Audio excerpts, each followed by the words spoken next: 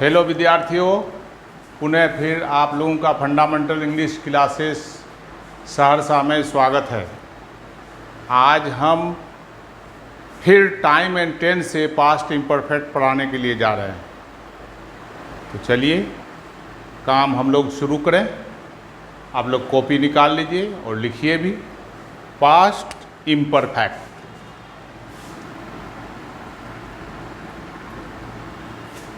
Past imperfect tense. Time and tense में अगर कोई टेंस सबसे छोटा है तो वो पास्ट इम्परफेक्ट है। इसमें सिर्फ 2-3 बात याद रखना है, आपका पास्ट इम्परफेक्ट कंप्लीट हो जाएगा। तो इस टेंस की विशेषता है, क्या विशेषता है कि इसमें भी डायनेमिक वर्क बनाया जाएगा, मतलब शॉर्ट लिव्ड वर्क बनाया जाएगा। तो लिख लीजिए, इस टेंस में डायनेमिक वर्क बनाया जाता है। ठीक है, डायनेमिक तो बुझ गए बेटा, कम समय में होने वाला काम। और इसकी गुण है कि अनफिनिश्ड वर्क बनाया जाता है, मतलब वो काम जो होते होते रुक जाता है किसी कारण, वो पास्ट इम्परफेक्ट में बनाया जाता है। तो जैसे वह खेल रहा था, वह खेल रहा था। काम पूरा हुआ नहीं भाई, खेल रहा था, खेलते खेलते रुक गया, कोई कारण होगा। तो हो जाएगा he was playing, he was playing, वो खेल रहा था। इसी आधार पर आप हम लोग परिभाषा लिख लें भाई। लिखिए, dynamic work which is being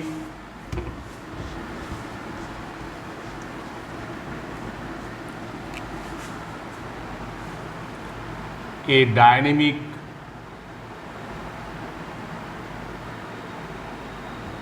work which is being done in the present time.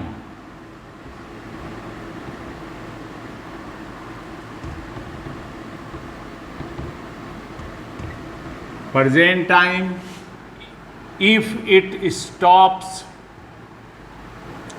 if it stops with any reason,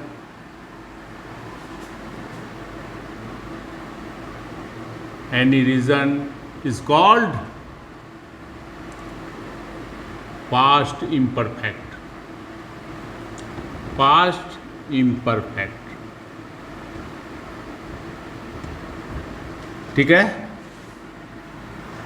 समझ में आ रहा है? बिल्कुल समझ में आएगा कि डायनेमिक वर्क जो काम चालू था, आप लोगों की किताब में लिखा है, हिंदी में लिखा हुआ है कि भूतकाल में जो काम हो रहा था।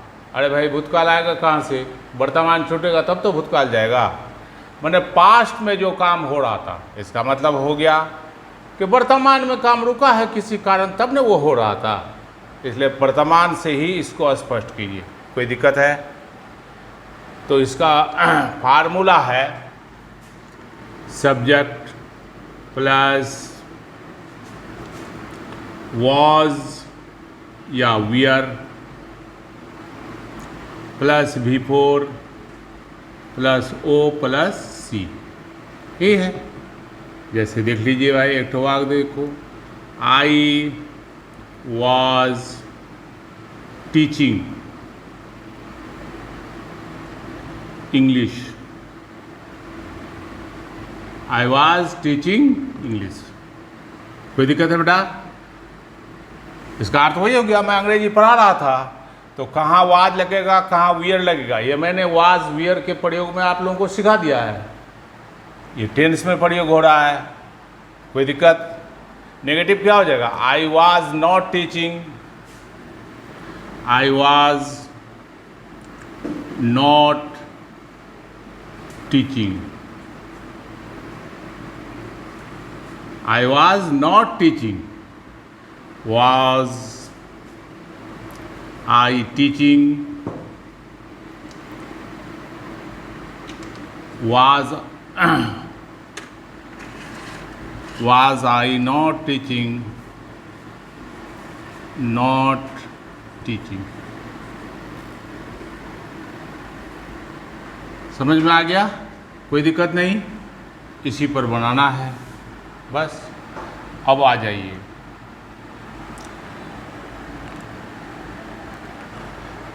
लिखिए एक्सेप्शन।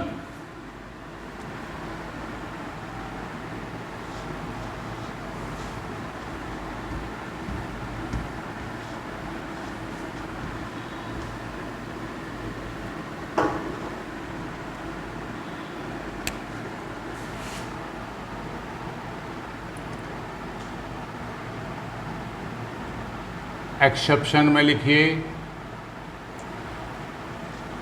कुछ वर्ब ऐसे हैं जो अधूरा नहीं रुकता है, रुकते ही वो फिनिश समझा जाता है, पूरा हो जाता है। तो ऐसे क्रिया कभी पास्ट इम्परफेक्ट में नहीं होता है, वो पास्ट इंडिफिनिट में ही होता है।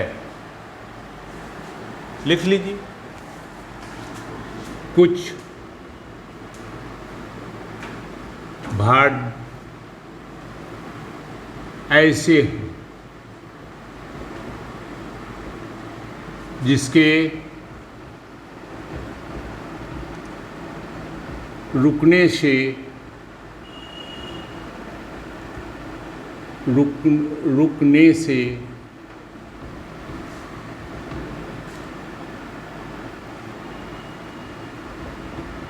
काम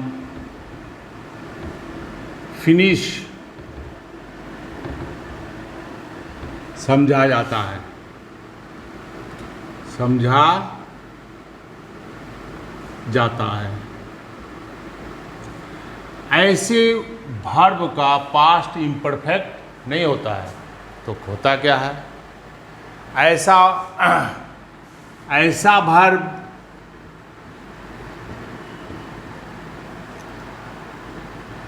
कभी भी पास्ट इम्परफेक्ट में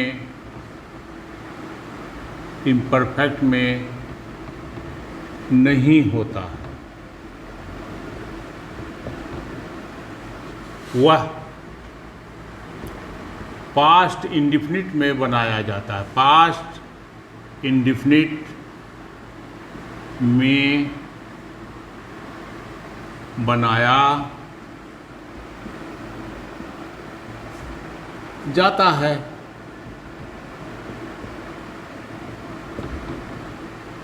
तो वो वर्ब कौन होगा? वो वर्ब है मेंटल एक्टिविटी।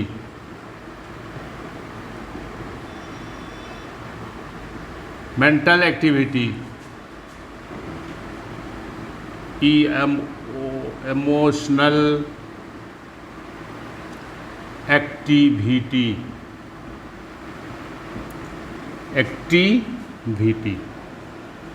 ये सारे वर्ड जैसे लिख लीजिए, लाइक,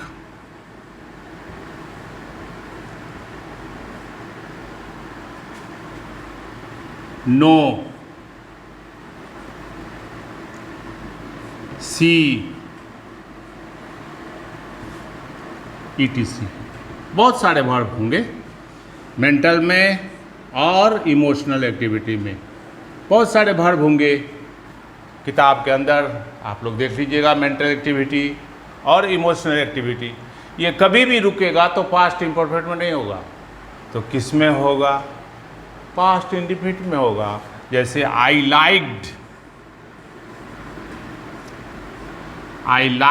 दिस बुक। हिंदी में आप इसको बोल सकते हैं, मैं इस किताब को पसंद कर रहा था, या मैंने इस किताब को पसंद किया, जो भी होगा, लेकिन वो कभी भी पास्ट इम्परफेक्ट में नहीं होगा। ऐसा अगर आप बनाइएगा I was liking this book तो गलत हो जाएगा, वो इंग्लिश कभी नहीं होगा। क्यों? ये मेंटल एक्टिविटी है या इमोशनल एक्टिविटी है, ये सदा पास्ट परफेक्ट में बनता है, पास्ट इंडेफिनिट में बनता है। समझ में आ गया? तो चलते हैं फिर आगे। अब लिखिए, इस टेंस से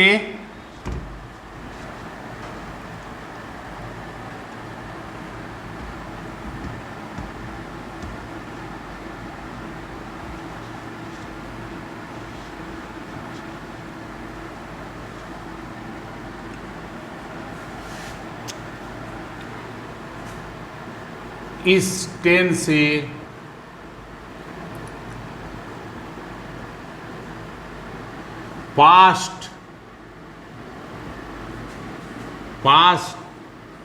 टाइम के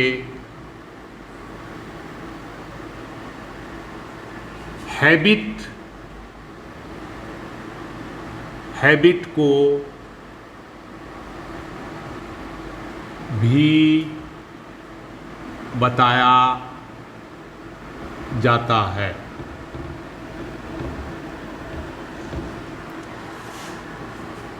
जो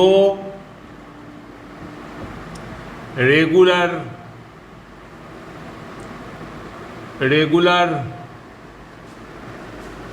था, परंतु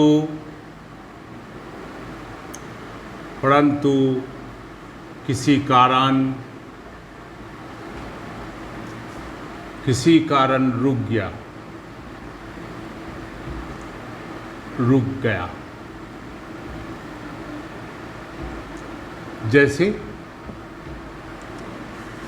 वो सिगरेट पीता रहा था, ठीक है? तो जैसे देख लो बेटा, वह शराब पीता रहा था, वह शराब पीता रहा था, ठीक है? इसका मतलब क्या है कि पास्ट टाइम में वो रेगुलर पी रहा था। हो सकता है बाप देख लिया या कोई देख लिया, पिटाई उटाई लगा होगा, रोक दिया, तो उसकी आदत को पास्ट इम्परफेक्ट में बनाना पड़ेगा। और जैसे ही वाज ऑलवेज हो जाएगा, ही वाज ऑलवेज ड्रिंकिंग, यही अर्थ हो गया। ही वॉज ऑलवेज ड्रिंकिंग, ये अर्थ हो गया, वो शराब पीता रहा था। यहाँ ऑलवेज आ गया, ये ऑलवेज क्या है? तो लिखो, इसको प्रकट करने के लिए एडवर्ब ऑफ फ्रीक्वेंसी का प्रयोग किया जाता है। Adverb of frequency, adverb of frequency का प्रयोग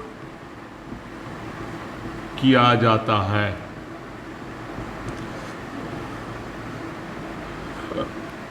एडवर्ब ऑफ फ्रीक्वेंसी लिख लीजिए, ऑलवेज,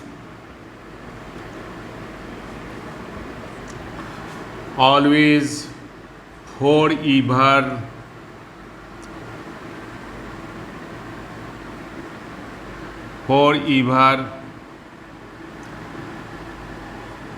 seldom,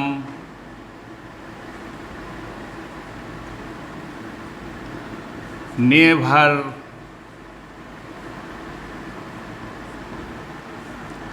etc।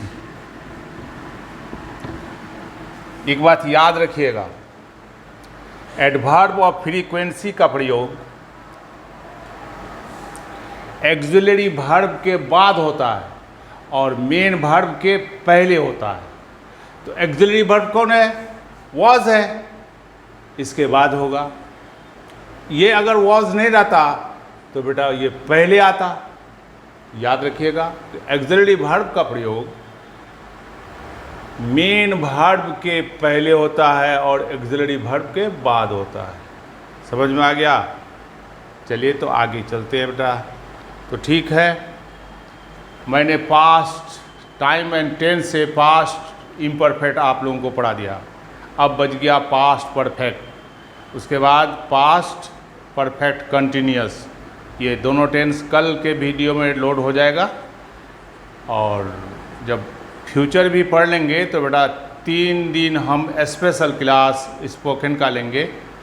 टेंस के माध्यम से कैसे ये अंग्रेजी में बोला जाएगा, वॉइस तो नहीं है, अभी वॉइस नहीं पढ़ाए हैं, कैसे बोला जाएगा इसको सिखाएंगे।